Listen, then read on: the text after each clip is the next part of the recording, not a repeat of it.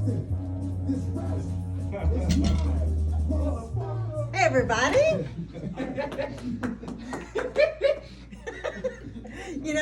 It's getting pretty close to Valentine's Day, so I don't know. It looks like you guys could use some love advice.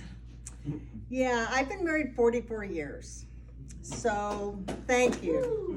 Yeah, that's like twice as long as I wasn't married. That's like a long time. So if you're thinking about getting married, there's something you need to remember, and this is really important.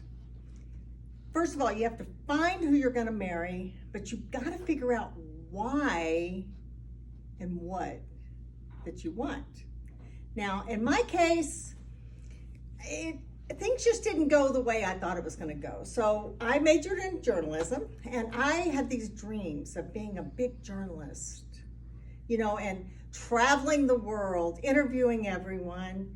And basically I just do TikToks in my garage about how to grow mushrooms, but they're popular. They're popular. Anyway, it kind of went like this. So when I was a journalism major, I lived in Arkansas. And not many people lived there, but I did live there. And a famous person, Arkansas's claim to fame, is Bill Clinton.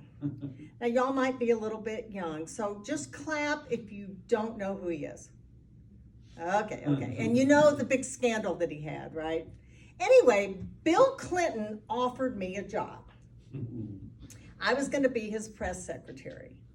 And at the same time, I met a young man, and here he is here, and he asked me to marry him.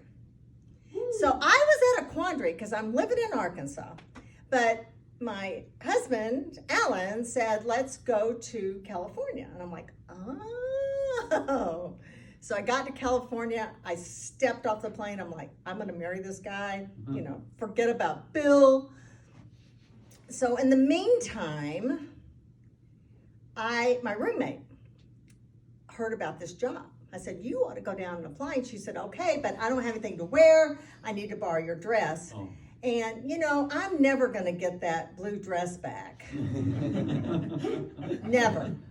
I hear from her from time to time. We play like word games with friends on the internet. But anyway, so Allan asked me to marry him, and I'm like, okay. And we'd only known each other a couple of months. I wasn't pregnant. My father, who's an OBGYN, thought I was pregnant, but we weren't pregnant. You don't really do things like that in 1979. I mean, it's just different. Anyway, I got the invitations ready for our wedding, and I misspelled his name because I didn't even know how to spell Allan. I mean, it's easy because there are a lot of different ways to spell Allan. But one of the things I picked him for specifically is I thought his parents had a lot of money. I mean, that was just it, right? Well, we've been married for a while, and marriage is hard. It really is.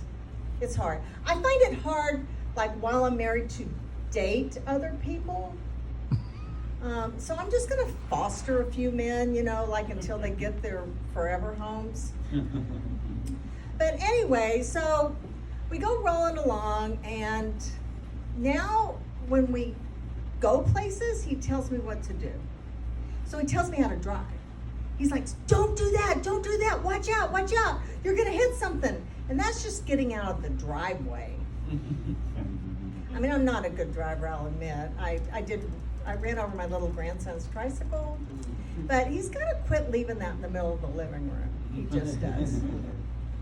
So, as far as marriage goes, we're kind of back on that thing.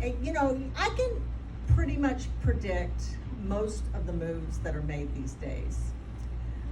For instance, I think I told you we went to IKEA, for my birthday. And so then we went to that place where you get those little meatballs. And when it's time to go, there's always a very specific thing that happens. First of all, he pulls up each sock, and then he rubs his legs like he's putting on sunscreen, and then he just kind of hits me on the eye. He's like, all right, come on, what do you say, Al? Come on, Bessie. It's really true.